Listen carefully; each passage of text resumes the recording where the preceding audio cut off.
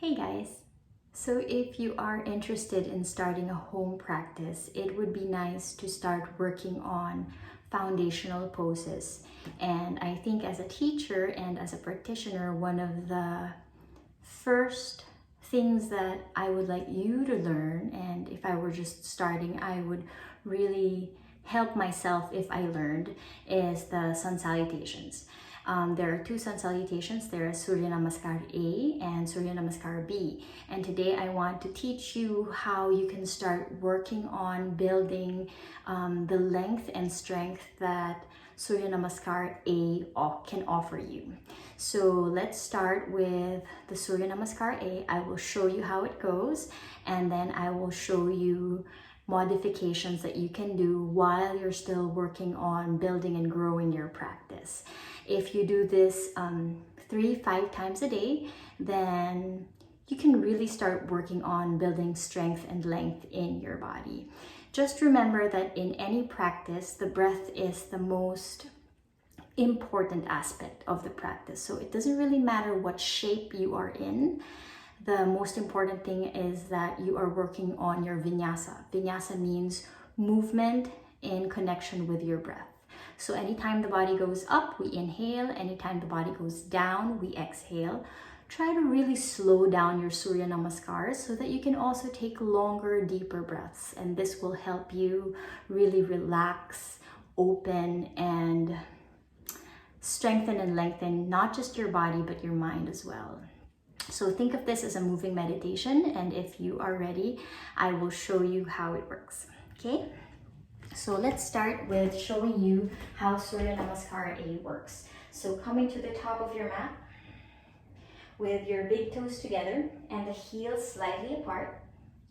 Really try to press all corners of your feet down on the mat so you're rooting down firmly and feeling the energy from your toes going all the way up to your legs. Tuck your navel in towards your spine. Try to zip your tailbone in slightly so that you're not arching your back like this.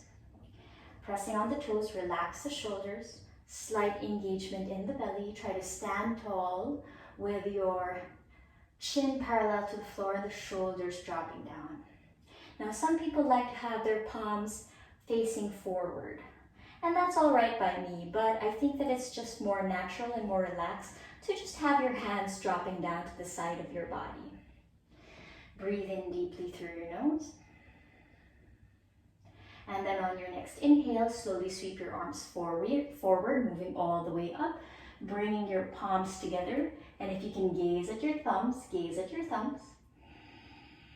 And then exhale, fold forward, touch your mat, drop your head.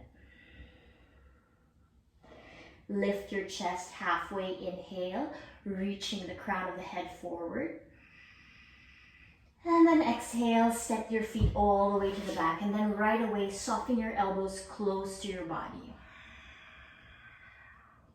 Slide your chest forward, untuck your toes, lift the chest up, bring the shoulders to the back. If you can gaze upwards, gaze upwards. And then slowly exhale your hips up, coming to your downward facing dog. Try to reach the heels down towards the mat, pushing the hips up into the back, engaging the arms, really pressing in your fingertips. And then try to gaze at your navel here. We stay in downward dog for 5 breaths, really lengthening the spine. After 5 breaths, slowly gaze forward. Walk your right foot forward between your hands. Left foot forward between your hands. Lift your chest up halfway, inhale. Exhale, fold forward. Slowly come all the way up as you inhale. One more time, gazing at the thumbs. And then exhale, release. Now, if this is hard for you, if you're feeling that the legs and the spine feel short, there's always modifications that you can do. Especially in Chaturanga, which is a relatively strong pose. You might need a little bit of assistance there as you're building your practice, and we can modify for that. So, coming back to the top of your mat. Again, rooting in with the toes, all four corners of your feet pressing down on the floor. Slightly engage the belly. Feel the thighs working for you. Drop the shoulders down, gaze forward. On your next inhale, slowly sweep your arms forward, coming all the way up. Now, if the shoulders feel tight and you can't bring the palms together, it's okay. Just have your arms parallel to each other. We inhale here. Exhale, soften your knees. Fold forward. You can have your fingertips on the floor alongside your toes. And then just drop the head here, straightening your legs just as much as you can, trying to keep the knees together.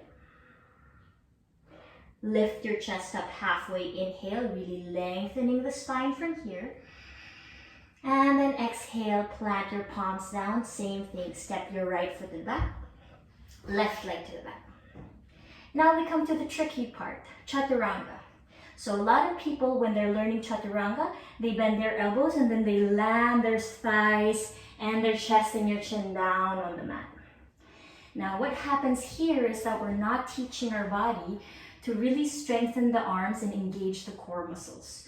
So instead, what I'd like you to do is coming from plank pose, keeping your heels kicking to the back and the shoulders on top of the wrists. Slowly bring your knees down on the floor and you're going to see that my thighs are actually at an angle. My knees are not under the hips. And in this position, for the belly to stay afloat, the belly needs to zip in and the fingertips need to grip.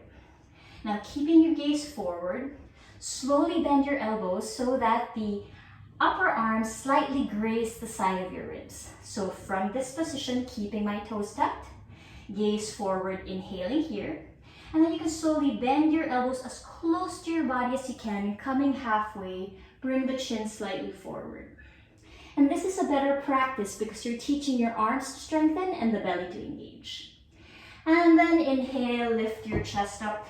Upward facing dog. Now in upward facing dog, usually our thighs are off the mat. But if the body still feels very heavy here, you can always land your thighs down on the floor and then just keep pressing your belly and your chest forward and try to draw the shoulders to the back here so that you're opening the chest. When you're ready, slowly tuck your toes. Push your hips all the way up and back, coming to your downward dog. Now in downward dog, usually what is a challenge here is to get the legs straight. Now in this position, what you really want is to lengthen, to feel a sensation of lengthening in your spine and in your legs. So just relax the head down. Keep pushing your hips up and to the back. And if your heels are afloat here, that's no problem. You're still lengthening here. Just keep pushing the hips to the back and actively try to root the heels down as close to the mat as you can, gripping from your toes. And then just staying here, really grounding from the thumb, index finger, and pinky finger, pushing the ground down, pushing the hips up, and then zipping the belly in. So even if your heels are not on the floor, as long as they're actively reaching down, you are already in the pose. You can soften your knees as much as you like here. Maybe push the hips up into the back some more. Staying for 5 breaths. And then when you're ready, gaze forward. If you can't quite take a big step forward yet, that's fine. Slowly walk your feet forward to the top of your mat, really pressing all 4 corners of your feet down on the floor. You can soften your knees from here, fingertips alongside your toes, lift your chest, inhale. Exhale, fold forward. And then come all the way up on your next inhale, extend the arms up. And then release your hands. Let's do one full sequence of Surya Namaskar A in modification. Keeping the belly strong, remember to lengthen your breath. On your next inhale, slowly extend your arms all the way up. Exhale, soften your knees, fold forward, fingertips on the floor, drop your head. Lift your chest, inhale, trying to lengthen the spine.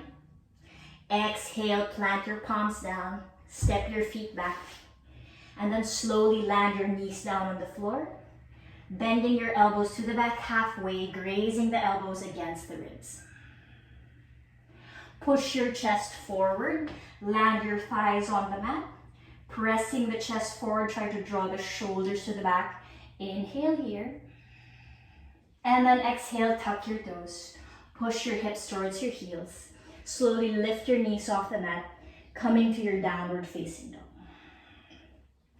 Whether the legs are straight or the heels are on the floor, keep pushing your hips to the back, really lengthening the spine, supporting yourself with the belly. After 5 breaths here, gaze forward. Walk or step slowly to the top of your mat until both feet are between your hands, big toes pointing forward. Soften the knees as much as you like here. Fingertips on the floor, lift your chest. Inhale. Exhale, fold forward.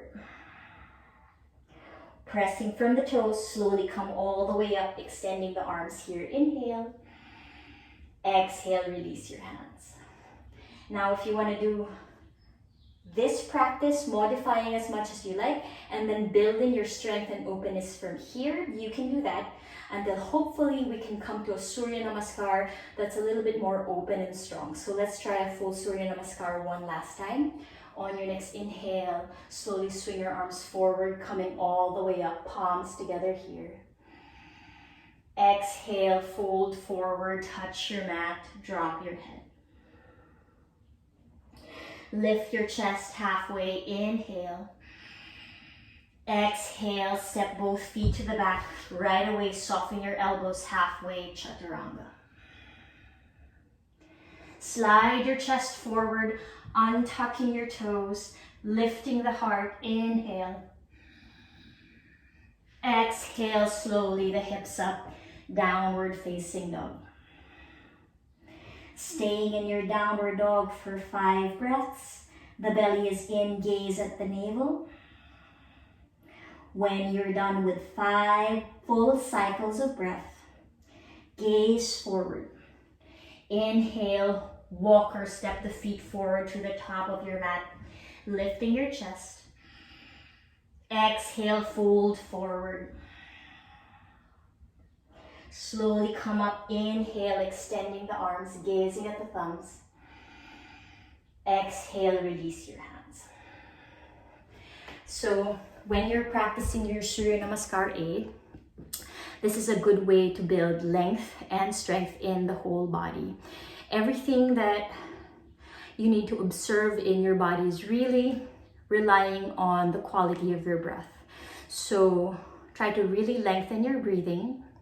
Don't be so conscious about the shape of your body. Instead, think of ways you can ground, think of ways you can lengthen, and really work on elongating your inhales and your exhales. Hopefully, practicing your Surya Namaskar A modified 3 to 5 times every day will really open up your body and allow you to do a full Surya Namaskar A without modifications very, very quickly. After this video, I'm going to post a Surya Namaskar B, so work on your A, and when you're ready, the video for Surya Namaskar B will be waiting for you. Have a nice day, everybody.